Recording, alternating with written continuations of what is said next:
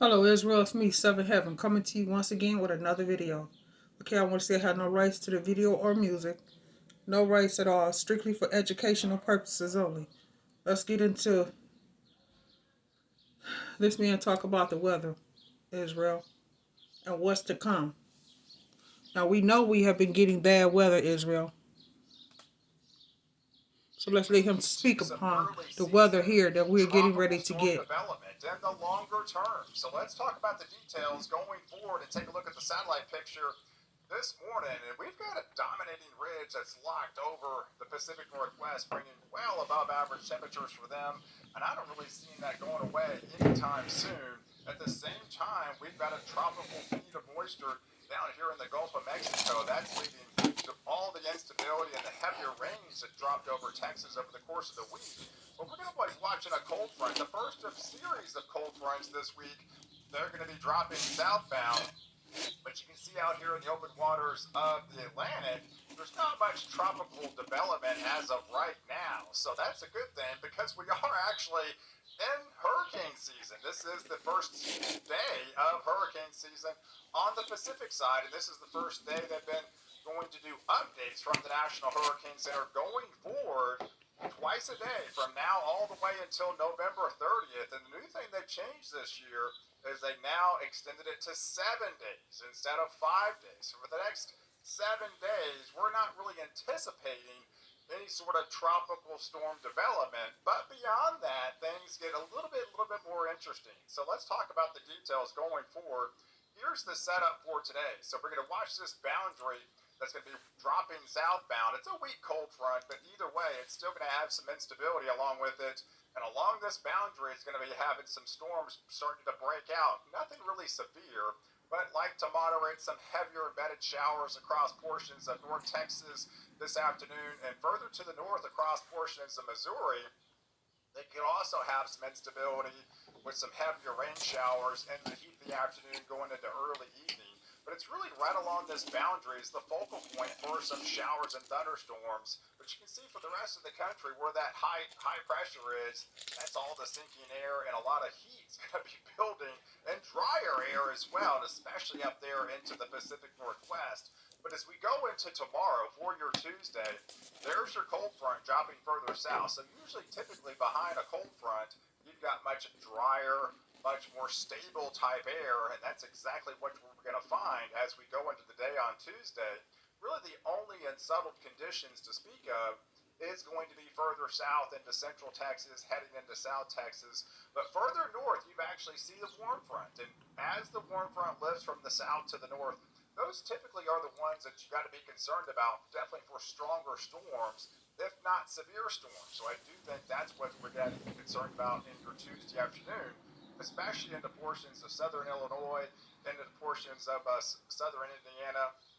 But you can see further to the north, we've got a stronger cold front, and that's the cold front that's going to be pushing southbound and going to leave some pretty pleasant conditions and temperatures for a good part of the Northeast. So those are the storms as we head into Tuesday. The Storm Prediction Center does have a slight risk for severe storms. So if you live in the Jackson area, if you live in the Knoxville area, down here to Nashville, you got to be concerned about some, higher instability as we heat up the atmosphere, and some of those could be some, larger hail, some quarter-sized hail, pockets of quarter-sized hail, and some borderline, some severe storms. So nothing too greatly to be concerned about, but definitely some higher instability as we head into your Tuesday afternoon. So as we transfer to Wednesday time frame, there's the cold front for the Northeast, and you're really going to feel that one. I mean, this has got some chillier air for May standards behind it, and there's that first front. Actually, kind of rare to see a front making it all the way down into the deep south, but nonetheless, that's what it does. And right there into the southeast along this boundary, that's where we're going to have the atmosphere start to overturn in the afternoon time frame and produce some of those showers and thunderstorms for a good part of the southeast. And that'll be on the day on your Wednesday time frame. But look at the temperatures as you wake up on Wednesday. I mean, that's some low temperatures, especially behind that cold front that's going to be entering in. So we're talking 40s and Wisconsin, back into Michigan, into portions of New York, and into Pennsylvania, all up here in the Northeast and New England are going to be experiencing well below average temperatures and even those freezing temperatures up there in Canada. So that's just definitely a stronger push of colder air. And then we're going to have a secondary push that's going to be starting to enter portions of Canada, and that's going to be an even stronger push as we head towards this weekend and going into early next week. So if the breakdown for the next 3 days as far as on the precipitation front, again, it's pretty high and dry out there out west. It's really not until you get inland that we have some sporadic activity off the northwest flow. So here's your chart at the bottom of the screen here. All those areas in green, just over the next 3 days, you're looking at maybe a quarter inch to a half inch precipitation. It's really along these boundaries where the cold fronts are, and just to the south of there, that's where the highest rain amounts are going to be. So portions of southern Missouri, getting into portions of Kentucky there, getting into Virginia, some higher rain amounts, and then that secondary push with that colder front back into Texas, draped across North Texas, and where that MCS system is down there into the Gulf, closer to that is going to have higher rain amounts for South Texas, and again along the coastal regions where that cold front is kind of stall out along these areas down here off I-20. Those are going to be the focal point for increased showers and thunderstorm activity. So as we head into Thursday, here's the bigger picture on Thursday. We still got, the ridge of high pressure that's really going to be dominating the overall weather for the Pacific Northwest, well above average temperatures. Even some record high temperatures for them have been broken, and some more are going to be broken going forward. But look at that. We've got an area of instability up here in portions of a kind of a colder pocket. So we'll always have to look for these.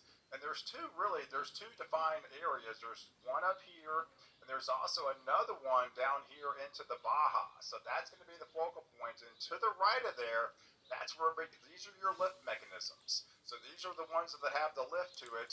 And as these come across, and we've got some of that southwest flow pulling in that Gulf moisture, pulling into the instability, then we have the lift mechanisms, and that's the one that's going to be creating some additional showers and thunderstorms later on Thursday and later on Friday as this pushes southbound into the days ahead. So let's look at this and look at the vorticities. It's pretty evident where the lift mechanism, as this spins just to the right of there, as this drops further south, that's going to be the concern for showers and thunderstorms. And some of those could be on the stronger side, if not severe. Not too much to be concerned about, but definitely pockets of instability that we got to be concerned about going forward, especially in your Thursday afternoon. So here's the setup on the water vapor imager. You can actually see this transport index coming in off the southwest flow. Southwest wind is a high wind. It's a warm wind. And it has a lot of moisture content to it because the lift comes in from the south, and that's where the water is. It pulls it inland, and then and taps into some of those higher dew points that are draped across portions of the southern plains. There's not much out here in the Pacific Northwest, so that's the ridge, right? I mean, underneath that ridge, you get a lot of sinking air. You either have sinking air, which is compresses anything south. It can't lift. There's no lift mechanism, so that's typically a drier, more stable type atmosphere.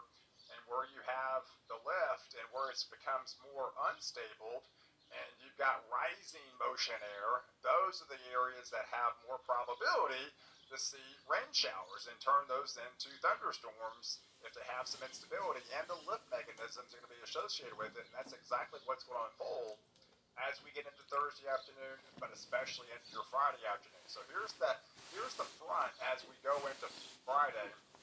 Some of those overall temperature anomalies, again, what stands out like a sore thumb is those well above average temperatures up here in Washington and Oregon and Northern California. There's plenty of heat for them, but typically right before a cold front, you always get your hottest temperatures, and that's exactly what's going to happen with some sort of compressional heating further south, waiting for this cold front. So right along this boundary here, that's where the unsettled conditions and that's where the instability is going to lie.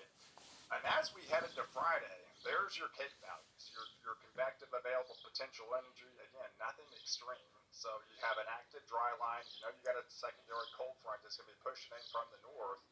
And you might have increased dew points. The dew points get into the 60s and 70 range. So you got ample amount of moisture as those lift mechanisms, one out here into the Baja and one up here towards portions of the Dakotas through Minnesota, and just to the right of there, that's where the lift mechanisms are going to be. So you got dew points above, anything above 55, that puts you in the probability of some severe storm criteria, and that's exactly what we're going to see going into your Thursday, like Friday time frame. But again, nothing terribly too concerned about. There's not really areas that are like more widespread severe storms this week. It's pretty calmer this week. The area that has the severe storms, the potential, nothing on the table from the Storm Prediction Center as of yet, but the climate, the learning model definitely has with that increased with that increased Cape values, the increased dew points, with the cold front lifting and the lift mechanism down here towards the Baja, yes, it implies the dry line could get active again out here in West Texas, western Oklahoma. So we have to be concerned about this area as we head into your Friday night time frame. But beyond that, we could have some storms going into Friday night. But we go into the weekend, it's going to feel every bit of chillier air, and it's going to be feeling really nice considering where you've been as of late, with a good pocket of 10, 15 degrees below average temperatures will be locked over a good part of the southern plains, a good part of the southeast, and a good part of portions of Kentucky and Ohio, and up here in portions of Pennsylvania, feeling really nice.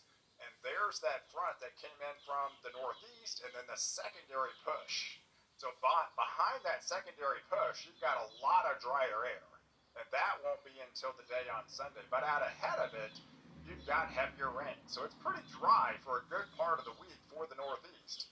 But as you go into Saturday night, as you go into your Sunday time frame, you're going to have increased shower activity along the I-95 corridor up here into the Northeast. But once that cold front passes, you've got extremely drier air, less humid air, and more stable air, and it's going to be feeling really nice behind that cold front. So there's your surface map as we head into Sunday, where all the rain will be, and where it's clear behind that front, it's clear skies, right? You got high pressure starting to build, and that's going to be significant. This high pressure that's starting to build over portions of southern Canada, that's the one that's been locked over the northwest. So that's going to slowly migrate, eastbound, and really start to build as we get deeper into the 22nd, 23rd, 24th, 25th time frame. At the same time, there's the cold front, and you can see the pressures here. There's the high pressure by the time we get into the 21st, as that ridge will slowly start to be on the move